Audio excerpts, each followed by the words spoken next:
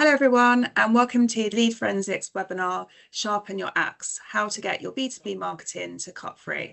I'm Dawn Upton and I'll be hosting today's session, and we're very fortunate to be joined by Phil McEwan today. So Phil, can you start by introducing yourself and telling us a bit about your business, please? Hello. So my name's Phil McEwan. I'm an independent business, marketing, and predominantly strategy consultant. I've got over 20 years agency background experiences working with various different companies of all different shapes, sizes, industry sectors, and ultimately marketing and strategy challenges. So this is where the sharpen the axe thing kind of comes from, really. For me, whatever it actually is, it all comes down to strategy. Right. Okay, that's great. Thank you. So before we get into our conversation around marketing and strategy and all of that sort of stuff, I'm just going to put a poll up quickly on the screen. So I just want to mention that here at Lead Forensics, we've created a book called 101 Ways to Drive Revenue from Your B2B Website. And it's our essential guide to driving tangible value from your website. And it's just dropped on Amazon for $79. So people on this session, you can get a free copy when you take a free trial of Lead Forensics to identify your anonymous B2B website visitors. So I'm just going to flash that poll on the screen. Let us know if you'd like a copy, because there's no obligation. Just give a free trial of Lead Forensics. So we feel that the most underutilized asset in B2B is your website. And this book covers everything from lead generation to conversion, driving traffic, and engagement and retargeting. So there's a really clear step-by-step guide on how to do everything, and you can get your copy by just signing up to a demo that's on the poll on the screen now. So I'll just take that down and we'll get into our conversation. So back to you, Phil. What are the biggest challenges that marketers face today in trying to cut through the noise, do you think? I thought I was going to have an opportunity to plug my own book as well at the same time. It was just like, yeah, it was like axe-related book for you. You absolutely can. Well, it's a fake book. So to kind of give you some idea, and it aligns to the question about how do you cut through the noise. This is where my own branding came from about how to sharpen your axe. So over Christmas, I'm seeing a lot of influencers, particularly on B2B platforms like LinkedIn, launching their own books and bits and pieces. So if you don't adopt and try using new technologies, you're often left behind. So I use some AI tools to basically create an entire book around that concept. But that aligns with that kind of terminology. How do you cut through the noise? I think it's a challenging thing because there's no one size fits all. Every industry has a different need, requirement, and ultimately a different audience. And what resonates with people is fundamentally going to be different across those sectors and those businesses. And it's getting harder and harder to proverbially cut through the noise because it's getting noisier. There's so much stuff out there, so much content, everybody's got something to say, and ultimately everyone's using the same tactics to try and reach people. So I guess the biggest kind of challenges when it comes to cutting through the noise is it's finding your own authentic tone of voice, and not necessarily talking at people. I'm a big believer that as marketers, we need to look as our audience and not at our audience. And I think we're often very, very guilty when we're in the trenches and you're absorbed in this world of the business you work with. Sometimes you don't take a step back and actually almost apply the why and the what, why am I doing this thought process to what is being produced marketing wise. And it's the same as a conversation we had kind of offline when we were first talking, was as marketers, again, it's ever-informed audiences. People are pretty savvy. There's so much stuff out in the marketplace that they know if it's a sales message, they know if there's a lead generation angle to it.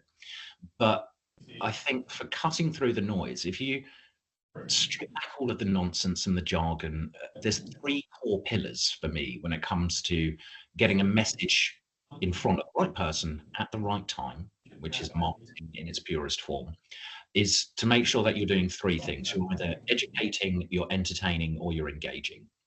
And if the content that you're producing or the marketing messages that you're putting out there doesn't have this nice kind of balanced Venn diagram of these things, then it's just noise itself. So you're not cutting through the noise, you're just adding to the noise. Yeah, I do a test, like an acid test with my stuff of, okay, I am my target audience. Would I watch the video? Would I sign up to that session? Would I read that card or that email? And I try and put myself, as you say, in their shoes and say, okay, would that Mm. make me want to engage and respond, or would it just get pushed to one side or deleted? So similar kind of approach, I guess. It's resulted in like me not doing a lot of work or working with my clients and them not doing certain tactics, because ultimately it becomes content for the sake of content. And mm, still there's an effort and a resource and a financial implication to everything we're doing within the marketing and business space. So sometimes it's better to actually take a step back and think, okay, it's not ticking those boxes. Let's put that to the side and then focus where we can move the needle. Yeah, definitely. And how how does that approach sort of vary, do you think, from different sized companies? So is it the same for, startups and mid-sized businesses and enterprises, or do you think it kind of varies depending on their size and who the audience size as well? Um, I think there's always variables and nuances depending on the size of the business, the audience, the industry sector, all of these kind of things. But I generally try and take things back to very basic and simple principles, because I'm a strong believer if you can't explain it simply, then you don't understand it well enough. Um, and it's kind of interesting that it doesn't matter whether it's a huge multi-million pound blue chip organization or a small SME that are trying to find their place in the market. They ultimately have the same challenges, and that is marketing is putting the right message in front of the right person at the right time. And what we tend to find with marketing is we get very, very busy just doing tactics rather than thinking what is the overarching strategy that holds this all together. So we tend to, as marketers, whether you've got an individual that's just working at a business in isolation, might have some support partners or some agencies doing those things, they just kind of get bogged down with the day to day and don't get to really apply, like you say yourself, your acid test to it. But then the interesting thing is the bigger the machine and the more people in the marketing department, the more voices there are, it's harder to find that common ground and have the vision in place that everyone can unify and rally behind and actually, run through walls to achieve. But I think the challenge is always ultimately the same, which is, what are we saying? Why are we saying it? And the key thing is, what is actually the value of this? Are we saying something for the sake of saying something, or are we actually adding value to our audience? Are we reinforcing ourselves as an authority and an expert in that space? Are we not being overtly salesy because they're an informed audience? They know if they're being sold to. So are we actually focusing on the pillars and the objectives we're trying to achieve rather than just putting out stuff and just adding more noise to the marketplace? Yeah, absolutely. So can you explain the sharpening the axe sort of philosophy and how it applies to marketing? Um, yeah, so some of the listeners might sort of challenge it, but I think it comes from, and I might not quote it because there's varying different examples of it. But if you give me 6 hours to cut down a tree, I'll spend the first 4 sharpening my axe. And it's an often, I think, misattributed quote to Abraham Lincoln, the American president. I don't know who exactly said it, but it doesn't matter as far as I'm concerned, as I'm a massive, massive, massive believer in that thought process and methodology. Now, the crux of it ultimately is if you're going to try and achieve something, put some time and effort into actually making sure that you are building the plan to achieve your objectives. You're honing your tools. So I like the analogy because it is, you want to chop down a tree. Why do it with a blunt axe and then sit there sweating and trying to chop that down? But actually, if you make the effort of swinging that axe easier, then the outcome is going to be easier to achieve. It's very much also aligned with my personal branding side of things, because outside of the marketing and the consultancy side of things, I'm heavily involved in the reenactment and historic scene. So I run a Viking full contact combat group. As you can see, there's weaponry all over my home. So I very much use axes both in the boardroom and on the battlefield as well. So for me, it's very much aligned with my tone of voice and how I apply things. But the key corporate element to that sharpening your axe kind of thing is having been agency side for nigh on 2 decades, but also independent and being a consultant independently during that entire time, is I've been on both sides of the table, either being the consultant or using consultants. And what I tend to experience, and it might not be a broad brush, is that people will apply the same things they've done before because it worked somewhere else. And it's rinse and repeat, rinse and repeat, rinse and repeat. And often you'll find someone will come in and go, well, that's not working. I've done this before. We're going to change everything. And we're going to basically put this in place. And and the results often don't come because you've got people on that journey and seeing the vision and the reason for change. Whereas I'm a strong believer that actually, I think the pieces are often already on the board.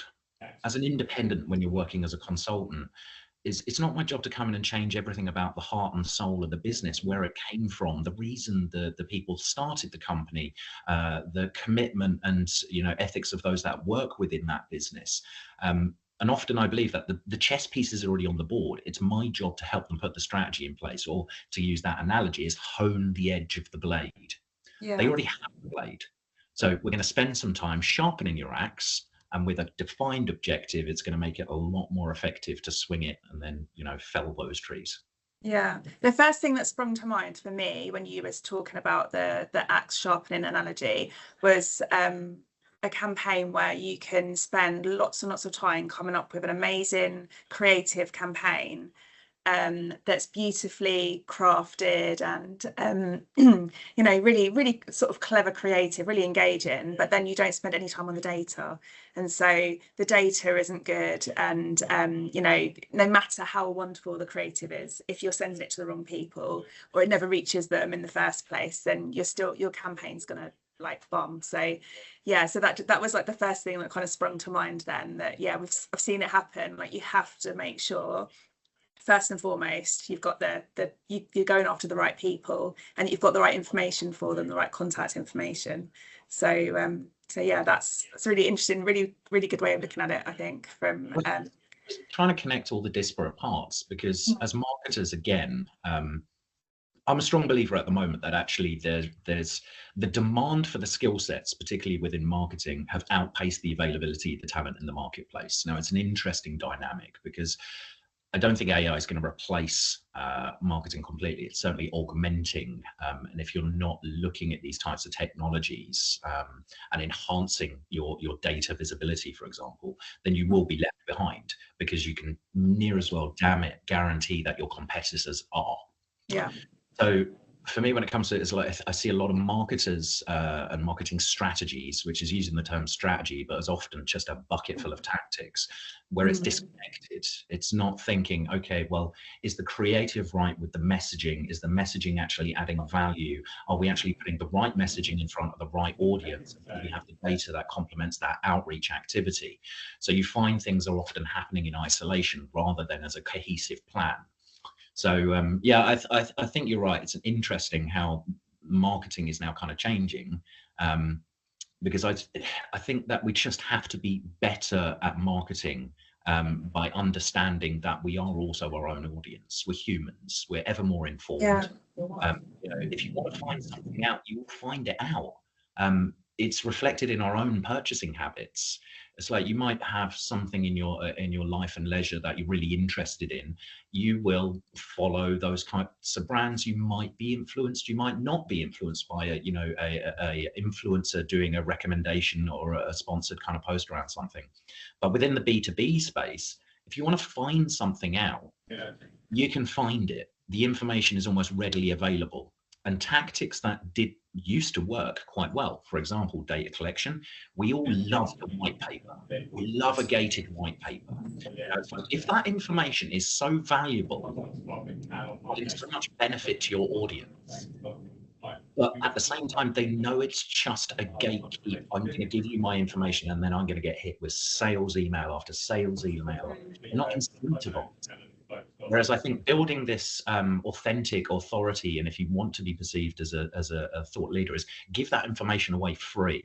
Continue to feed, your ecosystem value and valuable content and advice, without an ulterior motive. And then naturally, it forms that relationship in somebody's mind that when the time is right for them to buy, they will reach out to you. They will engage. It's the same with the contributing factors around things like social media content.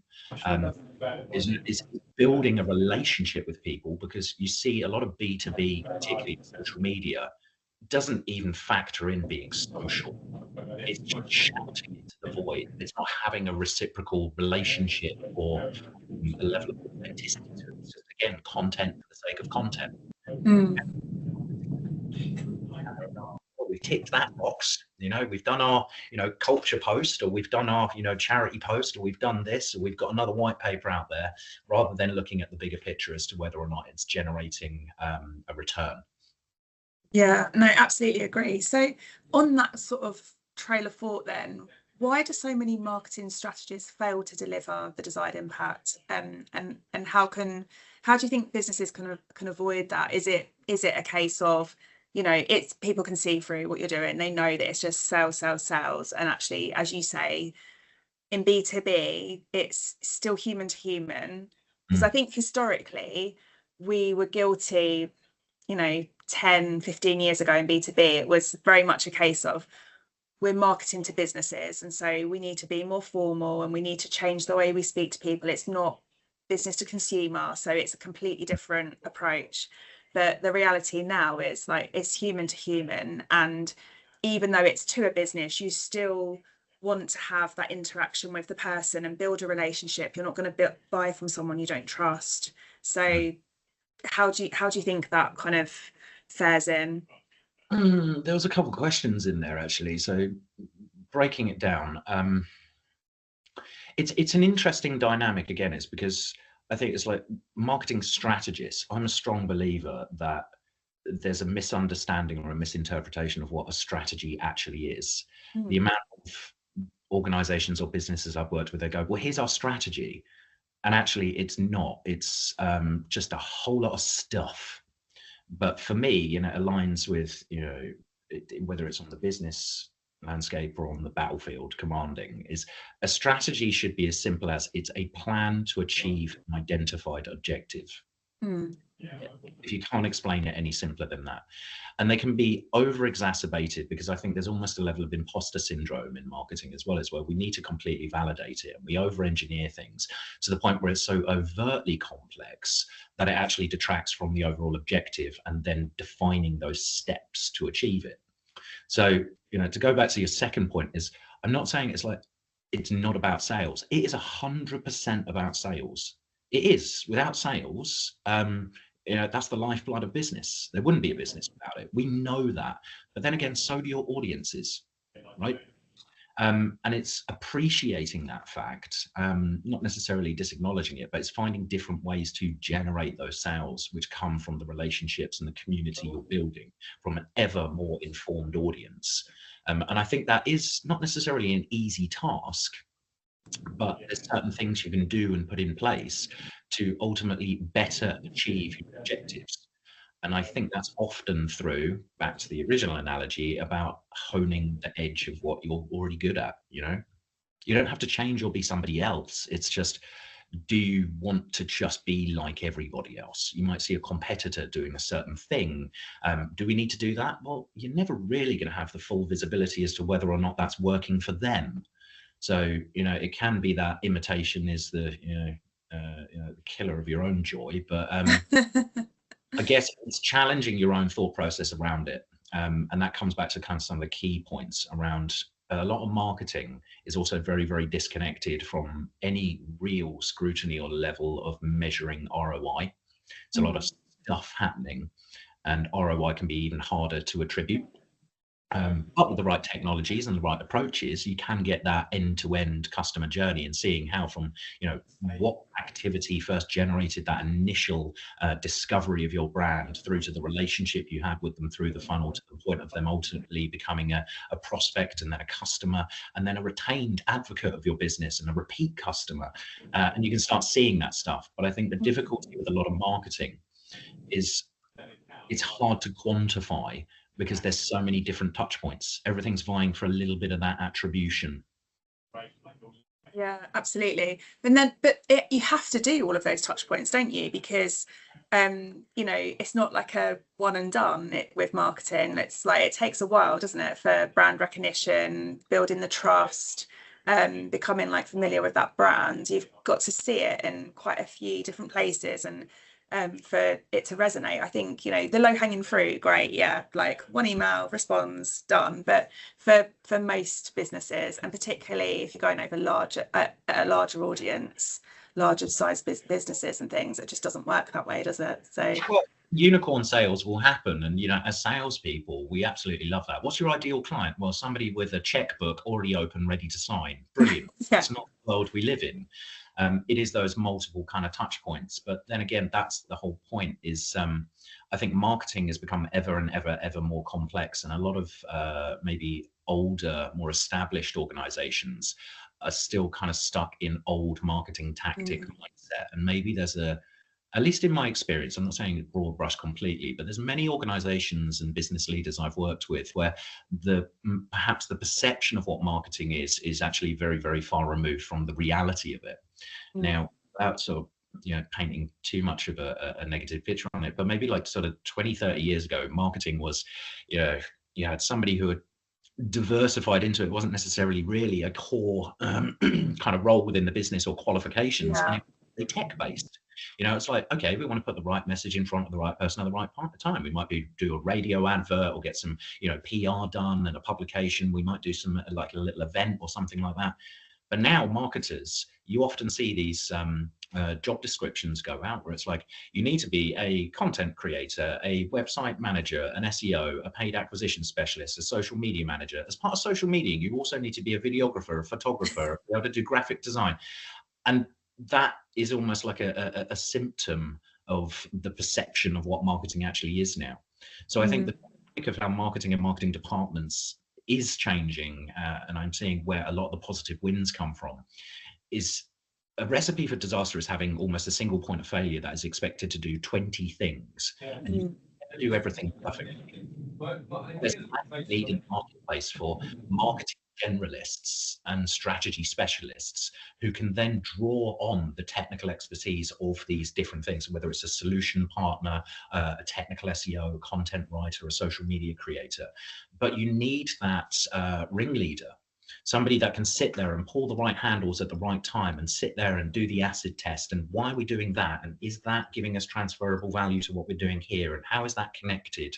And I think that's the key to success in the future now, is looking at that general role that understands, okay, strategy is the plan to achieve the objective. How do all of these things fit within that strategy? And am I using them at the right time in the right place and scrutinizing them? What we tend to do is people get bogged down today of going, oh, I'm not quite right on that social media copy on that little image. And it's like, that's a distraction from the bigger picture. Yeah. Which gives you even less time to think about things like what is working and what isn't. What is working, are we doing more of? What isn't working, are we jettisoning that and not doing as much? And then ultimately how you attribute the ROI from the activity and the investment into your marketing. So with that in mind, then, when you're thinking about, like, obviously we're in January and everyone's like, kicking off their 2025 plans, how do you think about, like, you've got your plans for marketing, your marketing strategy in place, and your plans to, and campaigns and everything to execute that. But how do you kind of remain agile alongside that, so that, your marketing isn't stale and you remain relevant to like the big things going on around us? Again, that comes down to the perception and the planning, I guess, because I see many marketing strategies which are far too rigid. Great example of this is a previous agency I worked with for many years. Is our portfolio was heavily involved in the hospitality, leisure, tourism, and travel market, and then this little thing called COVID-19 happened. Yeah. And all of a sudden, if consumer demand can't be appeased because nobody can fly, nobody can go on holiday, any of these kind of things, then that's the first budget to go. Marketing's gone. And it was this interesting dynamic. because the agency that I worked with, they're also very, very heavily focused on having the right strategy in place. And it was trying to pivot that in such a way, because there was panic. Obviously, we didn't know what the world looked like, but it was objectively, some businesses would go, well, we can't influence consumer demands. That's it. There's no point doing any marketing. We're going to switch it all off completely. And actually, that was detrimental to them. Whereas others, for example, travel brands, where it's like, okay, well, let's try and give our audience who are in the same anxiety boat as all of us something to potentially look forward to. So it's not all doom and gloom. So Yeah. these, safaris or holiday companies then going, okay, we will get onto the other side of this. You will be able to go and travel the world again. You will be able to have these experiences and take your family on these, adventures that you will remember for the rest of your life. Let's make sure we're kind of having a relationship with people that then just wasn't, oh, we're just going to roll over your, we don't want to give you your deposit back or anything like, this kind of thing, because we know what the objective is, but it's just thinking about being agile. So back to that original point, is a strategy should always have some flexibility, because you cannot control everything. Whether it is a business strategy or whether you're commanding a group of sweaty Vikings on a battlefield, you don't know what the other team or the variables are going to do. Things happen in real time, and you have to be able to adapt and pivot in such a way. So building some flexibility and resilience into your strategy is absolutely critical, because you can't control every variable. That's where my approach to it, particularly when I work with clients, is I try and distill my strategy framework, of which there are millions in the world. I think if you Google strategy framework, there was something like 2 billion results on Google. It's the most recent thing I sort of searched on. But you keep it dead simple, right? So insights, what do we actually know? Let's work with what we know. Know thyself. What has worked, what hasn't worked, where we come from, our brand, our tone of voice, what we're trying to achieve, our objectives. That then defines where we can win. So that informs both the qualitative and the quantitative as what we can do differently. What is working for other people? Could we fit in there? What do we want to avoid? Are there areas that we haven't invested in or tested or tried before? And then through that, you build the plan to achieve your objective. You're almost working backwards, but then it becomes cyclical. Strategies often fail at the implementation or execution space. You need an implementer. You need somebody that is going to have the accountability to drive that strategy forward, have that helicopter view over absolutely everything, but also not be too rigid. You need to cyclically go through and go, okay, compare, contrast. Go back to the original strategy. What isn't working? That's working. Okay, we're doing more of that. That didn't. Brilliant. And it's just, you go through that process. So you'll see a lot of businesses might have their plan for 2025. I would already be looking at it, because the world is changing. Yeah. The economic climate is changing. We're still seeing, particularly in the UK, the impact of the budgetary changes. In the United States, we're seeing that economy in an element of turbulence, because they've got an outgoing president, new president coming in. There is things, depending on your marketplace, your geography, you need to be able to constantly compare and contrast. Don't go quarter to quarter. Yeah. Definitely, completely agree. So then how do you then insert creativity in all of that activity? So how does creativity kind of help sort of drive success in B2B brands? Because again, I think historically it was, definitely less creative than our kind of B2C counterparts. So I think it's changed slightly now. What are your thoughts?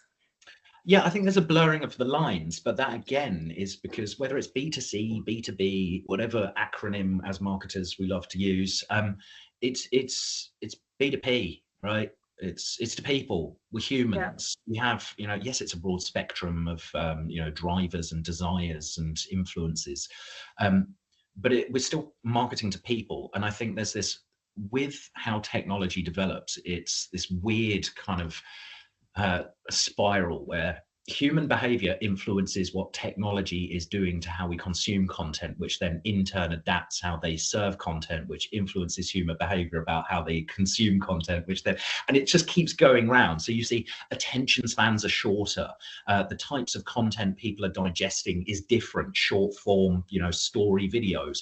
It was only certain platforms, originally it was Snapchat, which was just, oh, that's just for kids, and this, that, and the other. But now every single social media platform, for example, because that is driven by how audiences are consuming information. Could be because attention spans are a lot lower, but also you can get more personality through a video. It stands out. The challenge being is the knock-on effect of everyone then doing that is there's just so much content out there. But it still represents opportunities, because the way the technology works is it's feeding your behavior and consumption. You'll even see it with LinkedIn, for example, is now adopting, short form video, and it'll feed you into this death loop of, let's scroll through them all.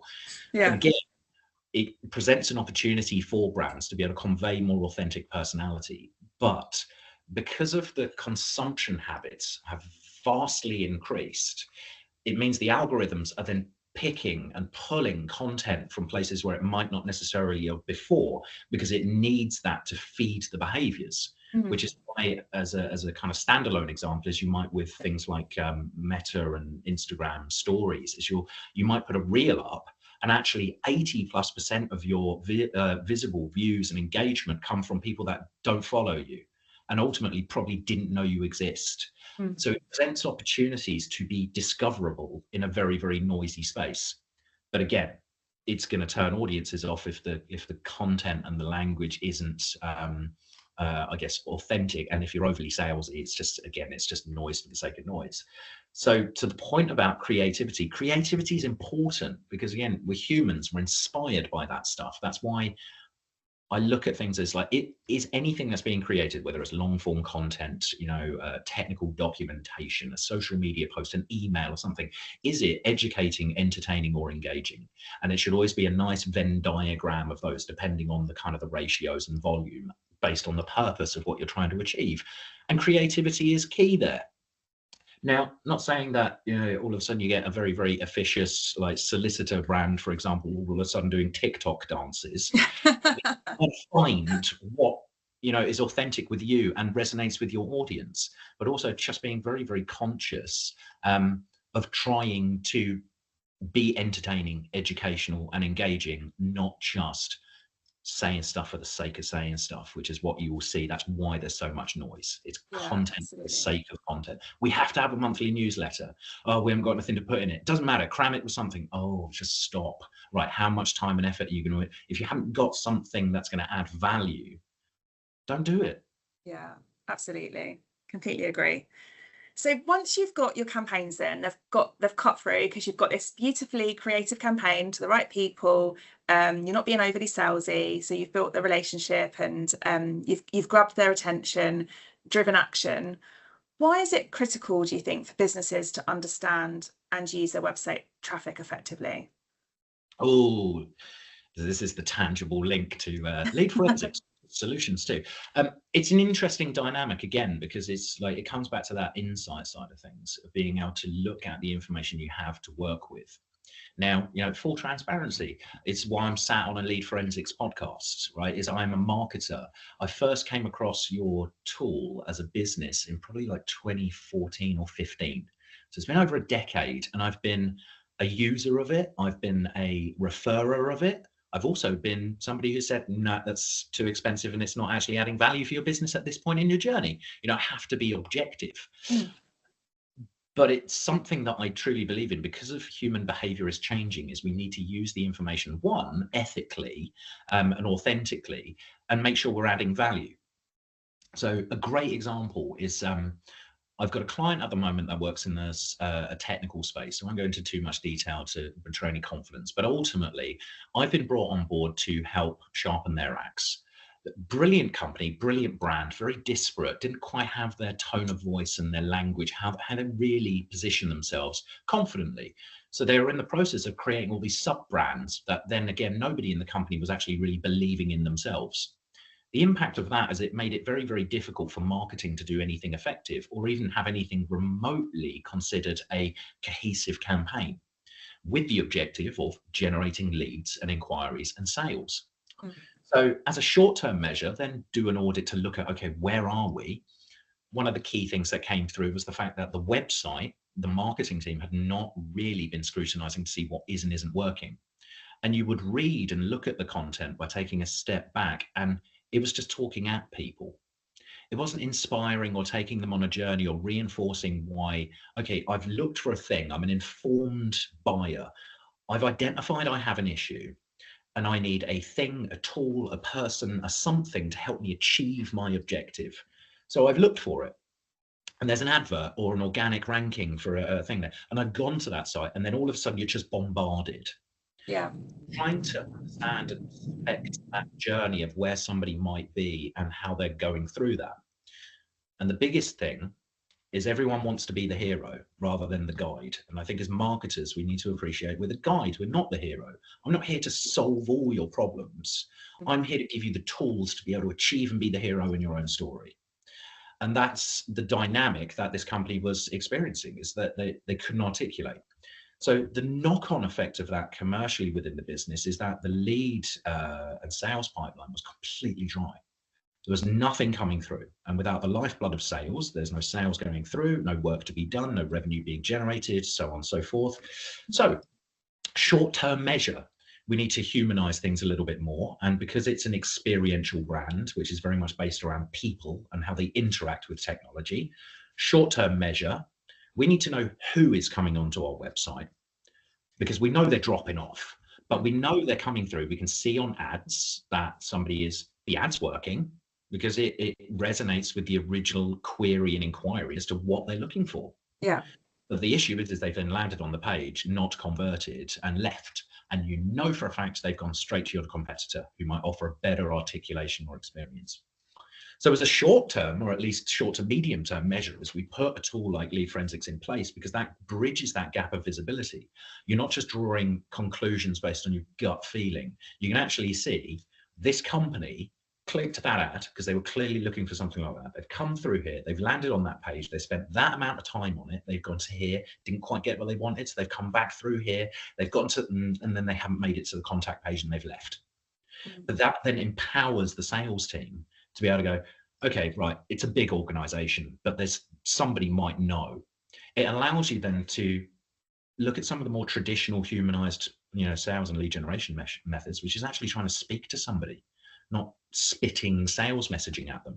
So the sales team now actively reaching out to these organizations and going, look, full transparency, we use technology, and we can see that somebody at the organization has been looking at these particular things. Have you got a project? Who's the best person to speak to? Lo and behold, conversations then begin, and it's like, that's interesting. I want to understand, how did that work? Because yes, we're looking for that kind of thing. And then it becomes a human conversation. Then they're coming back, and then, things are kind of progressing. So as I said, I believe that the tools are already there. You just need to sharpen your approach on how you're using them, connecting things together to make sure that, you are balancing out. If that's not working quite as well, we need to bolster that. And once that starts working, we can balance things out a little bit. And that's that generalist orchestrator view that you need, which is pushing and pulling the handles.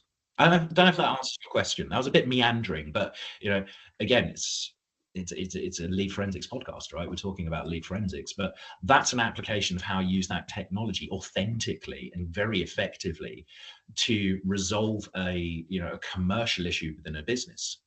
It's still technically marketing, because we're using that information about conversion to then influence design and creative decisions that are then around imagery, content, user journey, all of those kind of aspects. But at the same time, the transferable value is there to be able to then amplify and just get the sales side of things pushing. Yeah, absolutely. So then what key metrics should marketers focus on then when evaluating how effective their campaigns are? So you did mention there looking at like traffic coming from ads and where they're dropping off on the site, but kind of overall, what metrics should marketers be focusing on? Value. I could give you 50 TLAs, 3-letter acronyms, You know, we could look at CPC and all that. Yes, you should to a certain degree. But again, I think with marketing, because of how technical it's gotten, we've gotten so bogged down into these metrics, which are often misinterpreted, or just, the C-suite, the board of directors, or even often your clients, if you're an agency, for example, Mm. neither know nor care or look at that to a granular degree. The key thing for them is they need results, and results comes from a value exchange. Now, so I use value as the overarching umbrella to that, because yes, what is the value of us doing social media? What is the value of us doing that email campaign regularly? What is the value of us doing this campaign, or the value of us doing this event? And that then packages the things that actually matter. It's not impressions, or clicks or those kind of things. Yes, it is. There's a performance factor. There always is. But look at the actual value. Yeah, absolutely agree. I remember, like, in my early marketing years, looking at, as you say, impressions and things, and it, great, but, what's converted? What's going to work? What would we retain if they did convert and keep for, what's the lifetime value of a customer? Things like that. So, yeah, it's all very well, as you say, having impressions and opens on emails and things, but what did they do next, and how is that generating value for the business? Yeah, and So, again, it's hard to quantify that open or that click. Is you'll never truly know exactly where somebody is in that sales cycle perceptively, because they could be in the middle funnel for a long time, but it's not making those assumptions, but easing that journey and making sure that we're maintaining relationships and providing a value exchange rather than just treating people as a number or a metric. yeah, absolutely. Okay, so before we hear your final sort of key tips and takeaways, I'm just going to flash a poll up on the screen. So this time I'm just asking if any of you attendees would like to have a free trial of Lead Forensics. So with our platform, you can unlock the potential of your website traffic by discovering the businesses that visit your site, as Phil's already talked about, and accessing that relevant contact details, getting insights into visitor behaviour, and really maximising your return on investment from marketing. So I'm just going to leave that poll up for a few more seconds. So make sure you let us know. And just to sort of add to that, really, you've already invested in driving traffic to your website. Lead Forensics helps you capitalise on that investment. So there's no commitment. It's just a free opportunity to see how our tool can boost your lead generation. So I'm just going to take that down now then. So Phil, back to you. I've just got a couple of more last few questions for you. What trends do you see coming down the tracks, and what are your top tips for taking advantage of them? Oh, again, trends is a broad term. Like, should we drill it down more? Because you could talk about individual, like okay, we could talk about marketing automation, we could talk about artificial intelligence, we can talk about there's this is the thing. As marketers, again, we love to get distracted by the shiny, right? Yeah. Then a good thing to look at trend-wise is acknowledging that that is in fact a trend within marketing, is being distracted completely by the new shiny. For example, Threads was launched, right? How many people, millions, went over to it? How often are you using it now, and what is really the value and the return of being involved in yet another flavor of social media? And that's just an isolated example. They all have a value, they all have a place depending on the audience. But I think the biggest trend is understanding the commercial strategy and marketing side of things. So trend wise is we need to acknowledge the fact that we do get distracted by shiny, and sometimes we need to look at our axes and see if they're sharp or not. Take some time to actually compare and contrast, and actually take a breather, and then look at what we are doing and why we're doing it. Making sure that we are applying that lens of, is what we're doing and what we're putting out actually providing a value exchange? Is it engaging, entertaining, or educating people through that journey? That's adding value. I think you could touch on, technological advancements are always going to be there, and if you're not testing and learning, then you will be left behind. But at the same time, you don't have to shoehorn something in where it doesn't necessarily fit. And I'm seeing that very much as a trend at the moment. Whereas everything have AI. Well, it doesn't really. because the challenge is AI is only as good as the human intelligence that is giving it high direction and prompt and instruction. The Mm. challenge being is, unfortunately, is common sense is not so common, and then you're seeing, you know, AI is only as good as what it's producing based on how it's being asked. So yeah, trend wise, I think that kind of wraps it for me, is Mm. just seeing more businesses and agencies very much acknowledging that the relationship is fundamentally changing.